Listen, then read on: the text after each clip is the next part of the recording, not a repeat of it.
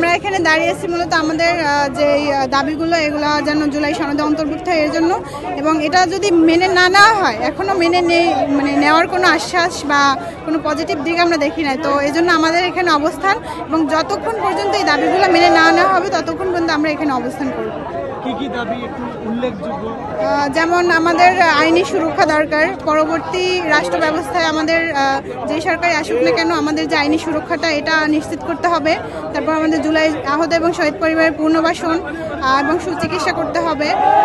তারপর হলো গিয়া যে আমরা আমাদের যে যারা শহীদ হয়েছে, যারা জুলাই শহীদ হয়েছে তাদেরকে বীর হিসাবে স্বীকৃতি দেওয়া, তাদেরকে রাষ্ট্রীয় মর্যাদা দেওয়া এবং জুলাই যোদ্ধাদের প্রত্যেকের রাষ্ট্রীয় মর্যাদা দেওয়া, রাষ্ট্র থেকে সুরক্ষা দেওয়া, এটাই মূলত আমাদের মেইন দাবি। আমার নাম শারমিন রহমান, বরগুনা জেলা থেকে, জুলাই যোদ্ধা।